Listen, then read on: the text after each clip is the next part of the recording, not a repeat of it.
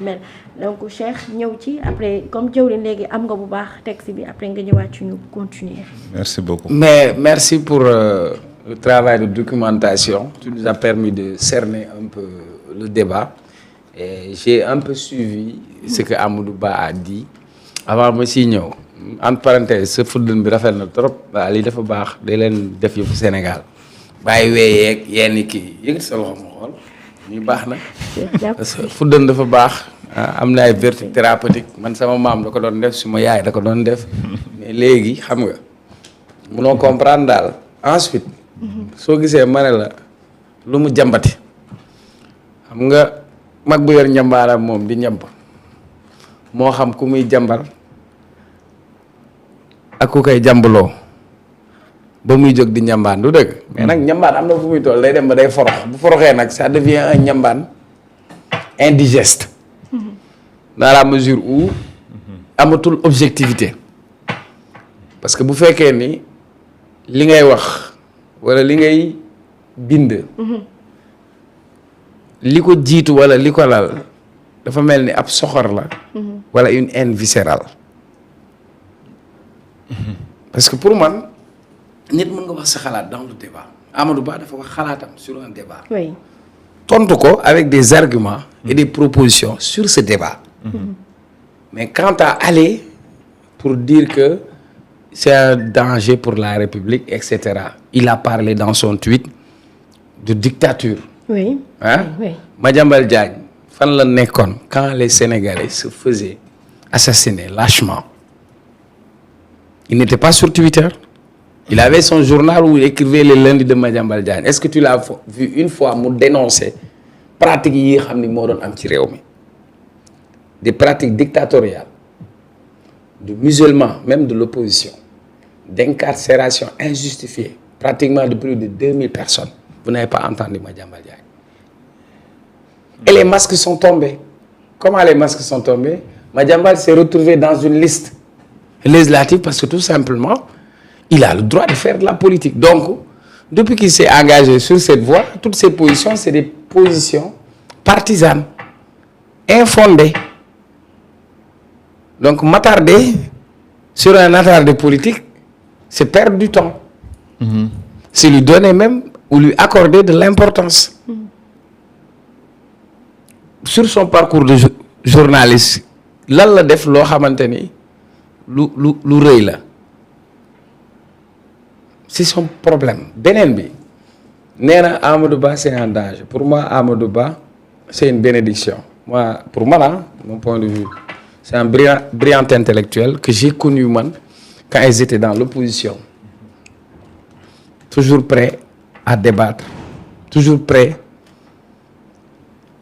à partager ses idées en tant qu'un intellectuel et su waxee sax nga xam ni am na dara ci xel mi xeltukat la gëstukat la waaye nit ku am teggin la aussi et xam naa ni amul ku ko gën a engagé pour seen projet bi taxaw ci début bi muy metti il était là mais à chaque fois sur le plan de la communication Amadou Ba n'hésite pas à être là à porter le débat et parfois day jóge fi sori di ko def ba dara darulee dara waxtuma la ak léegi li mu wax laal la nañ tojeex bi Amadou Ba dafa ne dañu war a def ay réformes ñi nga xam ne dañu jël alalu réew mi ñu leen di topp yoon actuellement boo jëlee alal réew ñu lay topp soo faatoo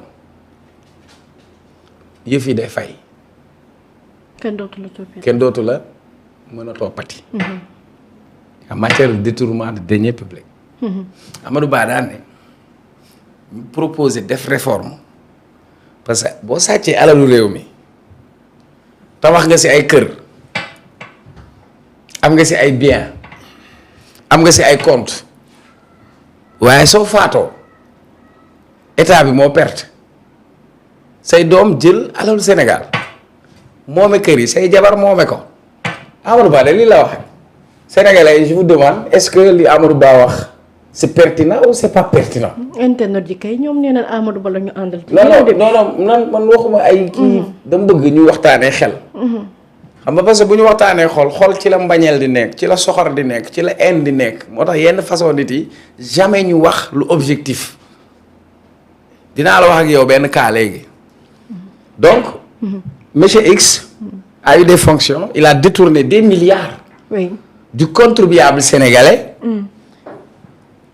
bu fekkee génn na àdduna mais alal ji nga xam ni sàcc na ko ci réew mi tabax ci ay kër am ci ay biens ay milliards bàyyi ko fi bu faatoo rek yëf ya c'est nul wala dañu war a def réforme boo xamante ni recouvrement de ces avoirs illicites mën a nekk oui. c'est ce que Amadou Ba a dit moi je suis d'avis avec Amadou Ba et je partage l'idée de Amadou Ba ça doit être une réforme et mieux encore parmi ces réformes beneen information le détournement de deniers publics du point de vue pénal c'est un délit c'est pas un crime oui.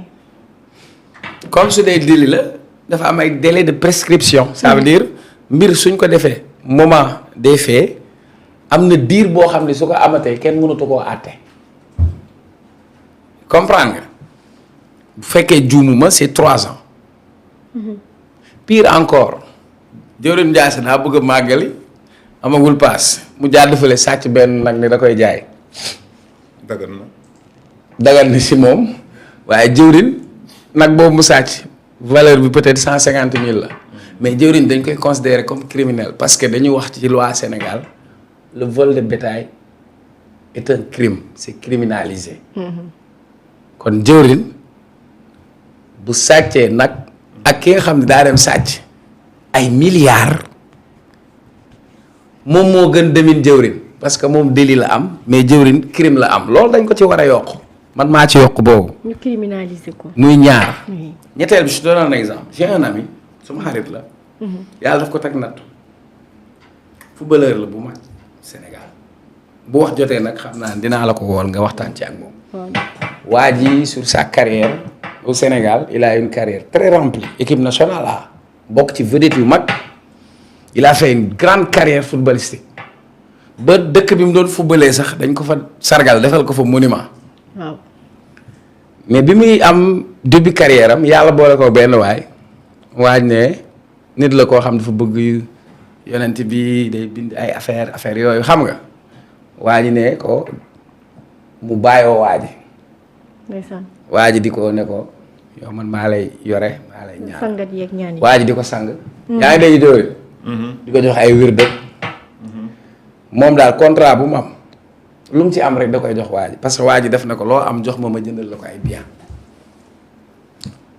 durée boobu yëpp parfois mu am contrat prime de sponsoring je te dis jox waa ji pour waa ji jënd ko ay kër li ko waa ji dóor mën na 5 milliards moom daal xam naa waa ji fi mu ko jekku woon la rek kër gi mu dëkkee sax moom actuellement turam newu ci parce que waa ji saa yu ko jëndalee un bien da ci def turu doomam. su defee turu doom ba tabax ba pare jël jaay ki ko doon def loolu gaañu bi mu gaañoo dëkk bi yépp ne kii ku baax la bi kooku gaañoo lan moo des léegi nan la mën a def moom bu récupérer alalam peut-être gaañu moo tax liggéey bi toj instant mu ngi ci procédure mu ngi ci yoon ci ay avocat mais avocat yi ban procédure lañ mën a def pour récupérer alalam parce que ki gaañu mënuñu ko fekk ci bàmmeel ne ko da ngay fay. waaw mais alal ji mu fi bàyyi ñan ñooy bénéficiaires yi. doom yi. ce sont ses héritiers. oui. donc la loi dafay dem ci héritiers yooyu. pour recouvrir ses biens. donc ce que Amadou Ba a proposé c'est pertinent. et c'est le moment de passer sur des réformes parce que dama doon xaar yow c'est tey ci ces sujets. nga waxtaane xeetu dóor bii ñu def ci immeuble bii nga xam ne état au Sénégal moo ko moom. ñuy sàcc suñu alal dëmmiñu ngacc suñu deret ba pare. nga faatu ñu ne non pour man képp ku sàcc alal réew même boo faatoo alal réew moom na dellu si. na dellu si t'inquiète je te rassure dinañ ñëwaat. léegi tu as compris léegi ce que Amadou Ba a dit. bien sûr. je ne suis pas dans le farfarloo. man faawuma kenn gëwuma kenn yàlla rek laa gëm dama ne la li mu wax nii xel mën na ko nangu wala xel mënu ko nangu. wala ma jàmbal xel mi leneen a ci ne lii Amadou Ba wax est-ce que xel nangu na ko wala nanguwu ko. sàcc nga alalu réew mi tabax nga ci ay kër am nga ci ay immeuble am na ci am ay milliards am ci ay suuf lépp sàcc alalu réew mi la waaye boo faatoo ñun ñoo perte Sénégal perte na say doom jëriñoo ko say jabar jëriñoo ko ku jël alalu réew mi nañ ko dem récupérer loolu dañ ko war a réformer te buñ ci am nañ ko criminaliser on doit criminaliser ça le détournement de deniers publics on doit le criminaliser lan mooy nga sàcc alalu réew mi ñu ne la rembourser nga rembourser yi rek après dem sa yoon day yomb trop. jëwriñ. te Amadou Ba macha allah c'est une bénédiction pour le Sénégal parce que il est pétri de talent c'est un brillant intellectuel et c'est un homme très très très très très loyal voilà et courageux merci. jëwriñ maintenant comprendre que li waral kàddu yi nga xamante ni Madiambal yëkkati na ko jëmale ko ci Amadou Ba. mooy li ma la wax xamoon naa ni.